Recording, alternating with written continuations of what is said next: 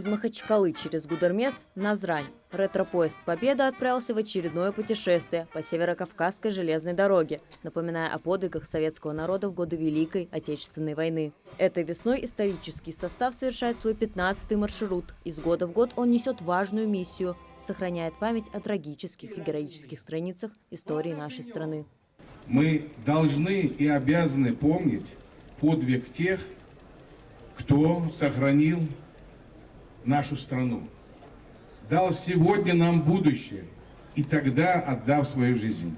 Будущее нашим детям, нашим городам и селам, которые возродились. Каждый немножко хотя бы интересующий историей нашей страны, боевой путь победы нашей Красной Армии, они знают, что самое большое сражение было на Курской дуге, Прохоровке. Не менее было и в Малгобеке. Сколько людей погибло. Сегодня особую благодарность сказать Задорину Сергею Александровичу, который уже несколько раз, он руководитель Северокавказской железной дороги. Это он формирует, его команда. Сегодня надо ценить, что нам дали предки, и в последующем, в те поколения, строили вокзалы, восстанавливали железную дорогу, аэропорты, фабрики, заводы.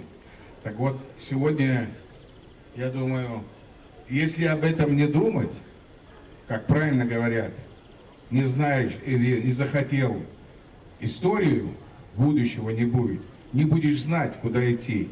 И знаете, наш президент в этом вопросе, Богом посланный президент, более 50 стран недружественных вредят нашей стране. У нас сегодня ребята отстаивают интересы стратегические на границе нашей Родины,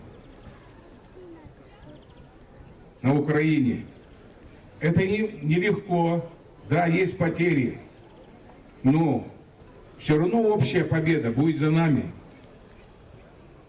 Мы должны их поддерживать. Каждого, кто отстаивает сегодня в целом страну, а мы, как субъект, делаем все для того, чтобы внести свой вклад в победу наших ребят, успех нашей целой страны. Театрализованное представление, с которым выступили творческие коллективы железнодорожников и студенты Ростовского госуниверситета путей сообщения, посвящено двум важнейшим этапам Великой Отечественной войны – Кавказский перелом и фронтовые бригады. Артисты рассказали о битве за Кавказ, битве за Москву и других ключевых этапах войны. Со сцены платформы звучали известные стихи и отрывки из советских произведений, например, из поэмы Твардовского «Василий Теркин». Особое внимание в программе уделили кавказским героям, в том числе ингушам. На этой земле, на которой мы сегодня находимся, всегда были мужчины-воины. Всегда мужи славили своей храбростью, мужеством. И когда наступило это страшное время, то первыми встретили вместе со всеми другими в Брестской крепости также и ингушские солдаты и офицеры. В этой ингушке старший лейтенант вышел, последний защитник Брестской крепости, который до последнего был там. Сегодня все вспоминают и ингушей-разведчиков, и ингушей-летчиков, где были десятки, сотни вылетов боевых, где были победы. Ингушетия, как и вся наша страна, внесла значительный вклад в достижение этой победы. Наши земляки сражались на фронтах, трудились в тылу, проявляя безмерное мужество и самоотверженность. Особенно памятно ожесточенные бои, которые проходили на территории республики, в частности в городе Малгобек, который заслуженно носит звание город воинской славы России. Обширная культурная программа не давала гостям заскучать. От веселых частушек до трогательных песен военных лет. Исполнили артисты и любимую для многих «Катюшу» – песню, наполненную чувством любви и верности к бравому защитнику Отечества, который бережет родную землю. Отдали и дань уважения фронтовым журналистам, сохранившим историю войны для будущих поколений. В память о них певцы исполнили песню военных корреспондентов. Нашим ветеранам и с одним наганом первыми Выступали и ингушские коллективы, вокальная группа Дека Или, филармонии имени Хамхоева и фольклорный ансамбль песен и пляски «Магас».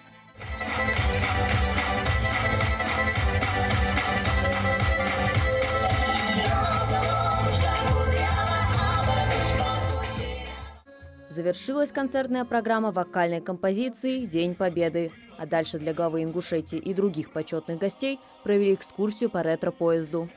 Легендарная машина, самая мощная среди всех паровозов, выпускавшихся в Советском Союзе. Хоть и построена в 1937 году. Это 37 год, да? Это 37-й паровоз, который впереди 35-го. Исторический состав ведут два паровоза времен Великой Отечественной войны. Один из них работал на прифронтовой территории во время Сталинградской битвы и до сих пор несет под своей обшивкой отметины от пуль и снарядов. Второй паровоз был создан в 30-х годах прошлого века. Он был тружеником тыла, перевозил грузы по стальным магистралям за Уралом. Оба паровоза и вагоны – действующие экспонаты Музея железнодорожной техники Северо-Кавказской железной дороги. Железнодорожники в годы Великой Отечественной войны, как вы здесь надолго выезжавшие, скажем так, свои поездки, особенно колонны паровоза особого резерва, испытывали что? Скажем так, санитарные потребности, все. Понятно, помыться, постирать. Да.